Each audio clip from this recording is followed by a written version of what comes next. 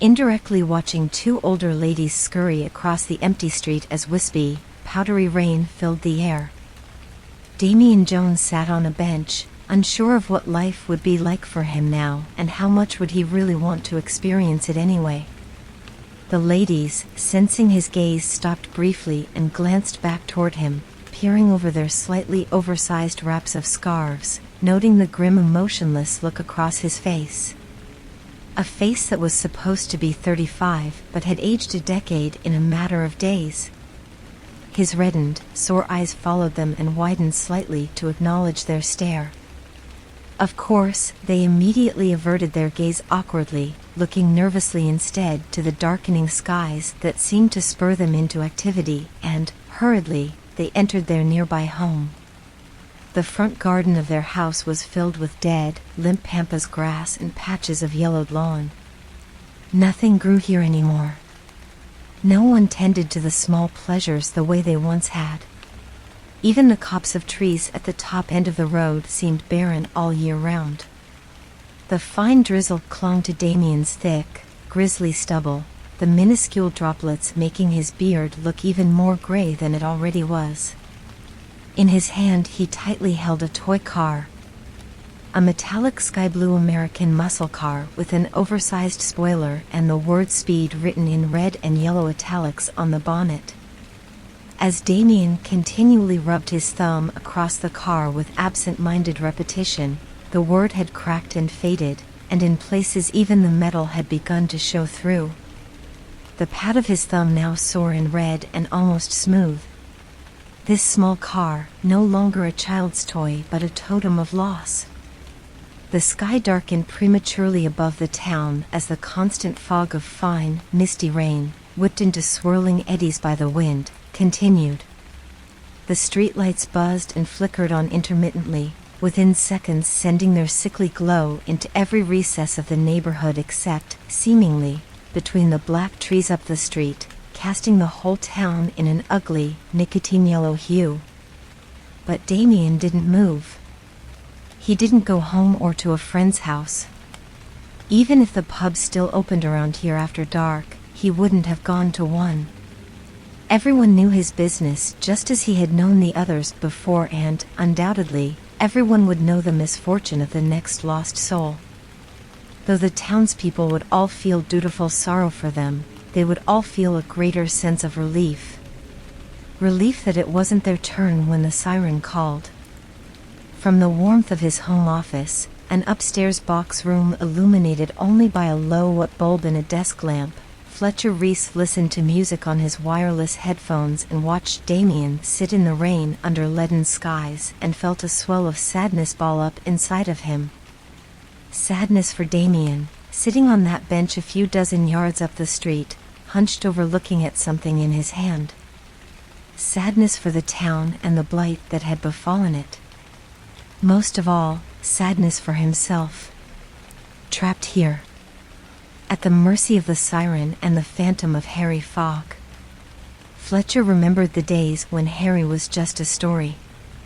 A bogeyman, kids thought. A story their parents would tell them. For some misdeed, the parents claimed, they could invoke the shade of old Harry Fogg or Foggy, who would arrive with a knock at the door and take them away. But even the parents couldn't have known the truth behind their stories. The truth of the horror that once visited this town. The nightmare that came when the siren called. They hadn't been a part of that generation. The collectively labeled wartime generation who worried about German aircraft that would swarm overhead, bombs trembling to be set free in the belly of each one, yet truly living in absolute fear of the twisted terror of a man who dressed in a pseudo-official disguise. A warden of sorts, Fletcher had been told, complete with War Office issue helmet and dressed in a blue woolen battle dress, atop of which he wore a brown leather sleeveless jerkin, and his face was hidden beneath an unusual, tattered, canvas gas mask. He was no more a pretend bogeyman now than he was a real warden then. He was a costumed curse.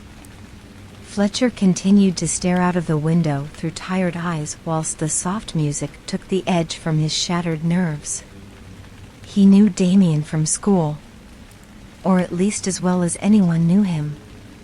He was a boy with a fearsome reputation, one that followed him into adulthood. The scars on his face, the boxer's nose and the rock-like knuckles on each hand were reminders that he was a scrapper not to be toyed with. Yet, despite the years of carefully crafted intimidation, he was now a broken, humbled wreck, having lost the one thing that still tethered his last shreds of decency to this world. Fletcher paused the music and slowly removed the headphones, placing them on the windowsill before gently flipping the light off on his desk and watching out of the window as one by one, all lights in windows were snuffed out and signs of life vanished across the town. Only Damien, beneath a custard-yellow streetlight, on a bench, in the rain, remained out there when that night's siren began to clear its throat and crackle through the streets like a well-worn recording from decades ago. It sounded like an old war movie, people thought, when they first heard it on that night an age ago. People even came out of their houses on that evening, as did Fletcher, looking around wondering what to make of that sound. All felt a shiver of excitement at the noise which seemed to emit from nowhere and everywhere at once. A few were nervous but still smiled along with their neighbors. The tone of the siren was an uncomfortable thing to hear, but many did so with a grin. That is, except for the older residents. In an instant, the wartime children, now old men and women, recognized that tooth-clenching noise, and in terror they closed their doors tight, drew curtains and closed blinds, instinctively ensuring not a sliver of light could escape their home. The war was a long time ago, but Harry and the anonymous circular eyes of his mask were as fresh in their minds as that morning's breakfast. Now, all this time later, everyone knew what that droning sound brought, and everyone knew who Harry was. They knew his rules, and no one dared break them, even if he came knocking on their front door. Fletcher sat in his leatherette office chair, too tense to lean back, nervously breathing into the dark as the siren eventually faded, leaving behind a crisp, maddening silence. Every slight noise, a crack somewhere in the walls or a tap of water dripping from the guttering, made him wince. Hours passed like this, and Fletcher wondered if Damien was still out there, sharing the intolerably quiet empty streets with the masked nightmare.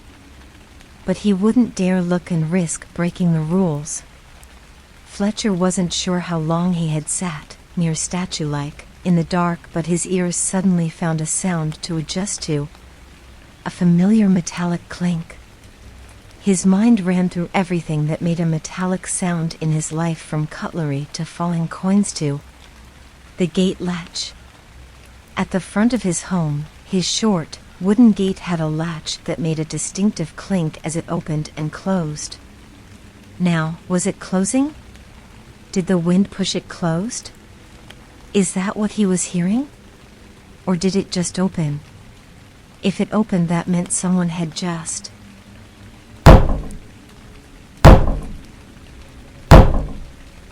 Oh God, thought Fletcher. He's here. He's at my door. He is at my door. The rules, he tried to remind himself. What were the rules? No lights. No looking.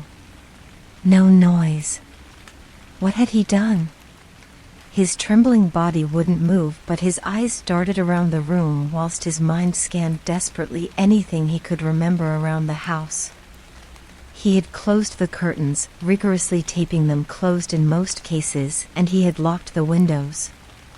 He had switched off each light and unplugged everything that emitted even the slightest glow.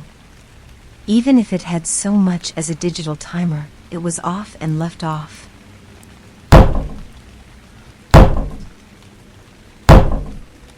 Then, in a silent scream, Fletcher's eyes widened until they became stark white balls balancing in their sockets, tears tumbling over and down his face. Just barely visible in the yellow glow seeping in from the street below the curtain was a greenish-blue flickering tinge, the headphones. The tiny blue light that flashed above the charging port when they were in wireless mode. Suddenly, instinctively, Foolishly he leapt to his feet and over to the window, throwing the curtain across to unveil the headphones. The blinking blue light reflected in the cold window. Mixing with the mustard aura from the street, it became incredibly slight, unnoticeable unless happened upon. He thrashed at the headphones, throwing them behind him only to realize what he had done. The curtain was now open, and he had broken another rule. He had looked, and down there in the unkempt garden, Harry had looked back. Glancing down into the small front garden, halfway up the concrete path, Fletcher's eyes met with those two perfectly round lenses that were as yellow as the streetlights they reflected. They stared back at Fletcher, who, by now, was beginning to emit a sob from his throat, and his nerve endings began to fizz with terror. The two locked gazes for all of, perhaps, 20 seconds, but each second was etched onto his soul like a year. Taking in Harry's form, this marked the only time Fletcher had seen the figure in person. He was lanky, undoubtedly skinny beneath the thick clothing. He wore the helmet and the battle dress blouse as well as the oversized jerkin, just as the rumors told, but the mask was the most appalling apparition in and of itself. Sat beneath the helmet, it was more of an inverted sack made of thick, patchy green canvas. Large, clumsy stitches here and there betrayed it to be handmade, and even the out-of-place buckle on the cheek showed that it had once been some sort of satchel, or maybe two. The mask sagged under the weight of a rubber concertina hose emitting from some sort of outlet where the mouth would be underneath. The hose then drooped down and under the jerkin, unlikely to have been connected to any real filter. With those round lenses, the size of cricket balls, reflecting light beams like torches, it was obvious this mask had no other purpose but to terrify those who looked upon it. And it terrified Fletcher. A sudden lurching movement by Harry toward the front door jarred him out of his mesmerized state. Harry was coming in, Fletcher was certain of it. Any second now. He could hear the wooden door split, and Fletcher considered smashing the window in front of him, throwing himself into the gloom to escape when, in a moment, the crashing stopped just as the siren, again, began to wail. The long, monotone all-clear signal. The gloom he was prepared to leap so blindly into was now, in fact, a pale gray, and over the houses a hazy sunshine was spreading. In an instant, Harry, apparently obeying the siren, turned in place and marched away, the figure cutting no less of a nightmarish presence even in the early morning light as his boots thumped and clicked away.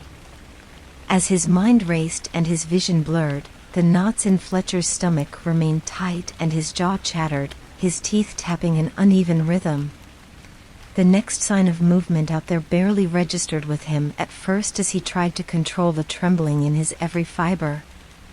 Like a quintessential ghost, gliding up the street, a scant figure moaned and cried.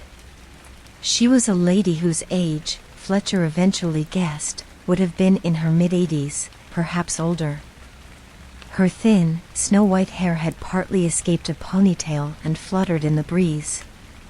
Her feet were bare and dirty, and they flicked at her long, off-white night dress as she clumsily strode, seemingly after Harry. Within seconds, Fletcher found himself clattering through the remains of his front door that was split almost from top to bottom down the middle, and then into the street after the old lady. He could hear her clearly now as she howled with a gusto that belied her age. "Nuu! No more, you old swine! You monster! No more!"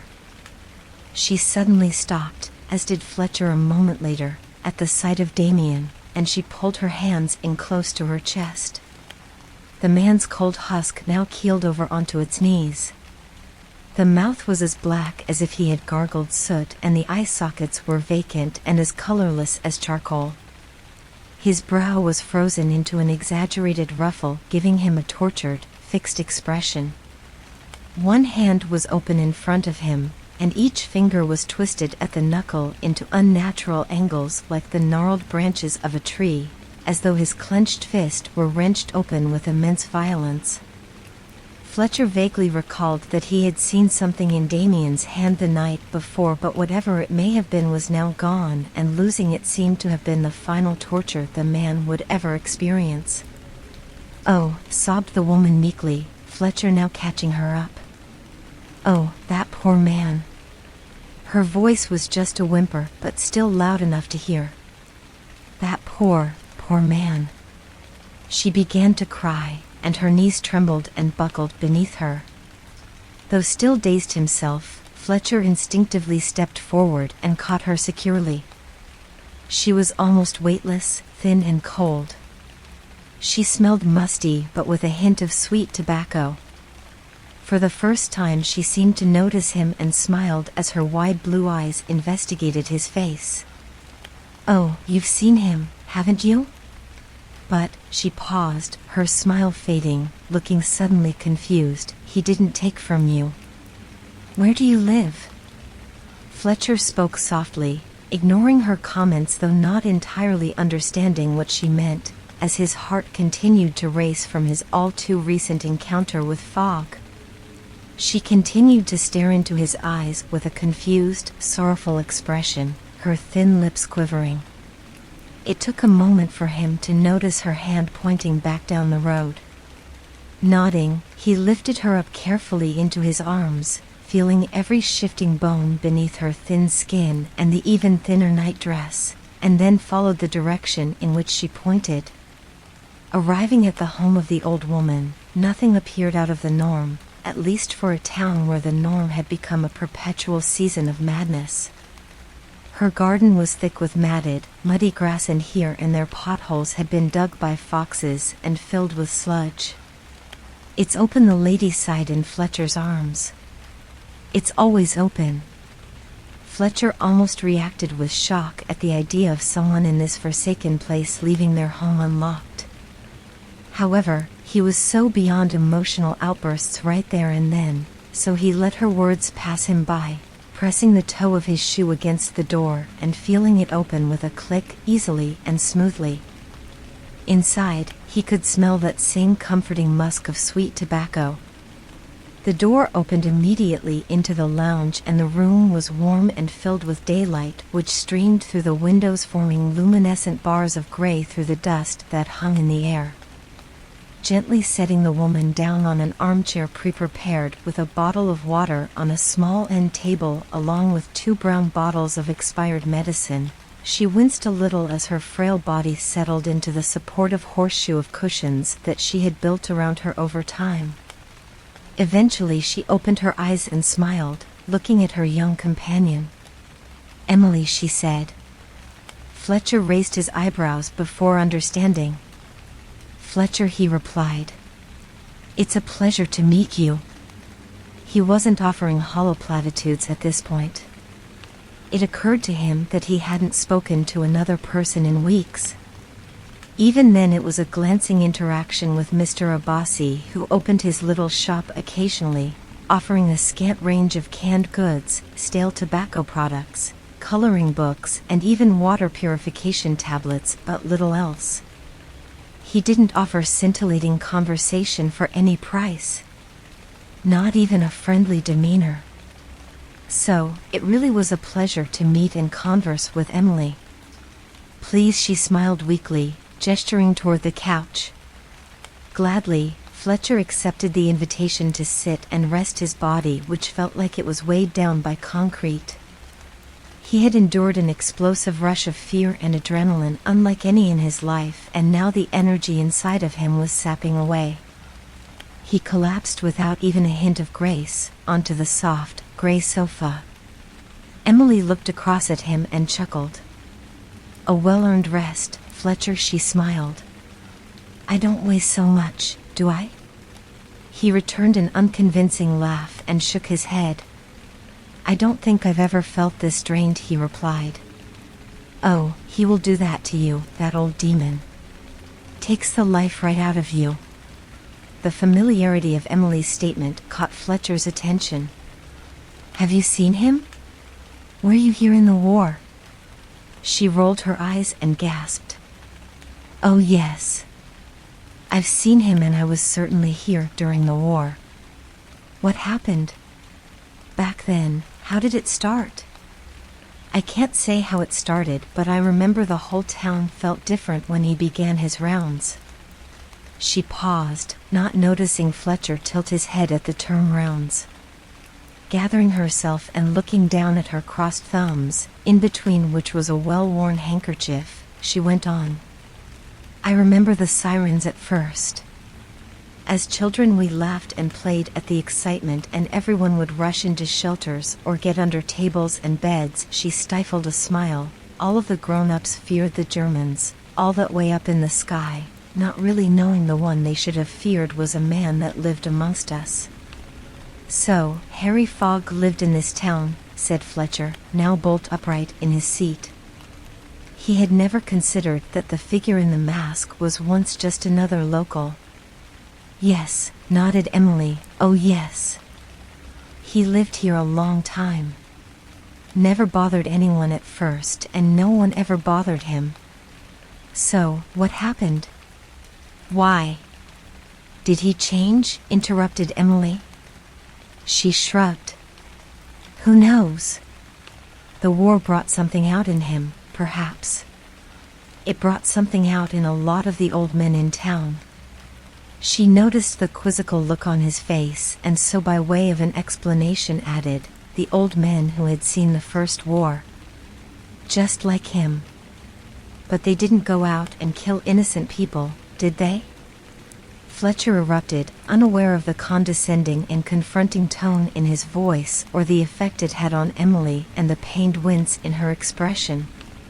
She retorted angrily, no one knows what he saw over there or how any of them would react when the new war came.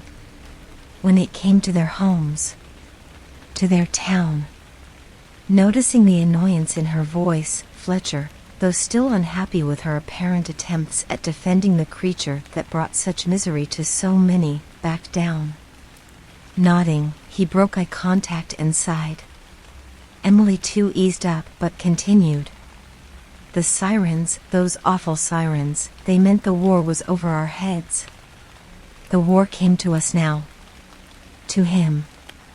I suppose he couldn't accept that. Perhaps, maybe he felt the need to visit the horrors he'd seen on to others. Something began to stir inside Fletcher. A sense of unease as he continued to listen. Maybe at first, he even thought he was helping. Going out and making sure people weren't opening curtains, letting light out, peeping out at the bombers. Letting the Germans know where we were. Emily raised her eyebrows and slightly tilted her head to look at Fletcher, though he wasn't looking back. She continued to speak. So he went out. In that uniform of his. Banging on the doors of anyone who broke the rules. What did he do to them? The rule breakers. The question seemed crude and stuck in Fletcher's throat. He almost choked as he asked and watched Emily sink into her chair, trembling slightly. Nothing, at first. People said he would stand and stare at them, frightening them because of his ugly old mask. But after a while he must have felt that his warning people wasn't enough. Fletcher's mouth was dry, his tongue stuck to his teeth as he spoke. How many did he murder? The word murder seemed to draw a brief, uncomfortable stir in her age-weary face, and she stumbled for a reply. It's hard to say after so long. Maybe more than we'll ever know. But he didn't do that to them all. I don't think so anyway. He only, I suppose, hurt the grown-ups. What do you mean? His head swam and echoed with her words. He couldn't look away as the old woman's soft voice was so at odds with the details she imparted. When the grown-ups stopped answering the door to him, he would wait. Sometimes, a minute or two later, if he waited quietly, the children would open the door instead, before their parents could stop them. Then she looked to Fletcher with great torment in her eyes, took them. In horror, Fletcher rocked in his seat, shaking his head. His mind pictured Damien on the bench, and he felt the knots in his stomach tighten again. Took them where? Where are they, Emily? He wasn't sure why she had all of the answers, but he needed them. He desperately needed to know now. Emily sobbed loudly and covered her mouth with a handkerchief. I don't know. He always said he took them to those woods and he would set them free again, she wailed, pained by memories and the realities she had ignored for so long. But they never came back, Fletcher. They never came back. With the words he said resounding in his mind and resisting the temptation to reach out to comfort the sobbing woman, instead Fletcher's eyes darted around at the collection of unusual items here and there. One item to another. Old toys. A plastic rose. An ornament of a cat. Stacks of cigarette boxes, some seemed to be decades old. His frantic gaze flitted around the room before they settled on the sepia photograph in an unusual thin, patinaed copper frame. It sat amongst old, tired books and roughly made metal toys on a unit in a particularly dusty corner of the room. He became so engrossed by the image that Emily's voice, now more composed and relatively calm, had faded in Fletcher's ears until it was a tinny background noise as his mind started racing.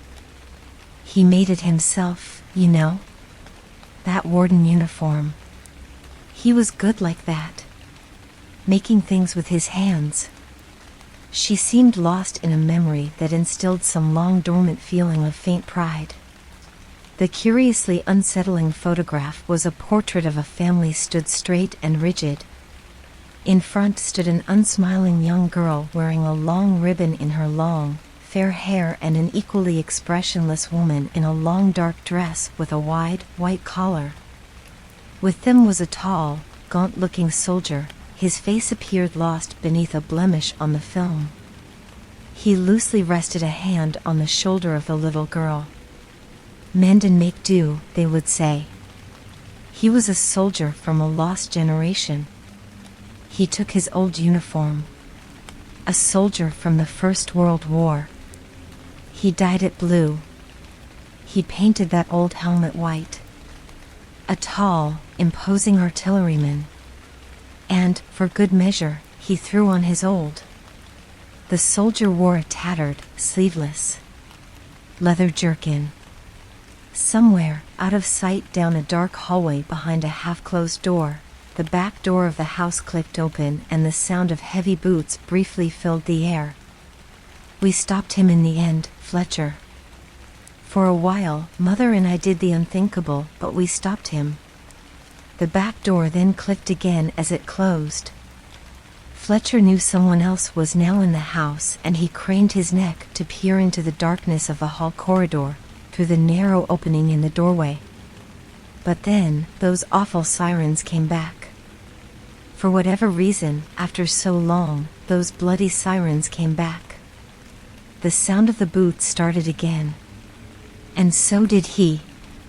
The door swung open, and the frame of the doorway was filled with the ungodly, silently oppressive figure, clad in a dyed blue uniform with a painted helmet and a tattered old jerkin. He held something familiar to Fletcher in his hand. The room became freezing cold, and yet Fletcher could feel the air in his lungs begin to burn. Emily glanced up with exasperation in her sad, tearful eyes, yet not looking toward the monster in the room nor toward the squirming man on her couch. You came home, didn't you, Father? That mask, with the cricket ball-sized eyes, no longer reflected any light in the dull and dusty room, but still they were dull and lifeless. Nonetheless, almost invisible behind the murky glass, two impossibly old, yellowed eyes, pocked with ruptured blood vessels, regarded Fletcher with unfathomable wrath.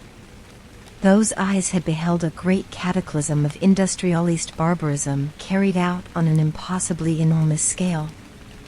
They had taken in the sight of the machine of war and bore witness to its end produce. The unparalleled slaughter of a generation.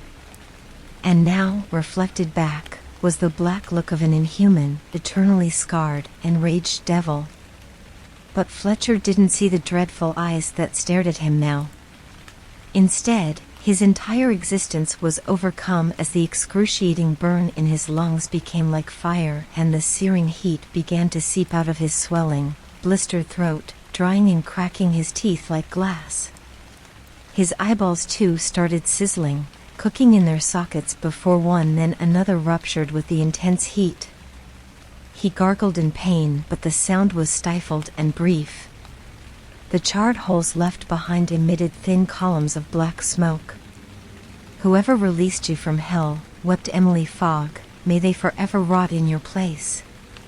Finally, a burst of swirling smoke erupted from Fletcher's mouth as he writhed and twitched, coughing in his last, agonized moments. Harry Fogg's shape now tossed the object in his hand onto the floor next to Fletcher's gagging, coughing, and finally settling body. The wireless headphones.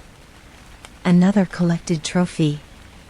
Just like all the other random trinkets in the room. A golf ball on a shelf. A singed book on the coffee table. A doll on a chair. And, on top of the old wireless radio, was a small, blue toy car with an oversized spoiler and the word "speed" just about visible on the bonnet. Emily hopelessly sobbed, looking at the soulless remains on her floor. Reaching for Harry's ice-cold hand, she whispered in a broken voice, "Why did you ever come home? You old monster."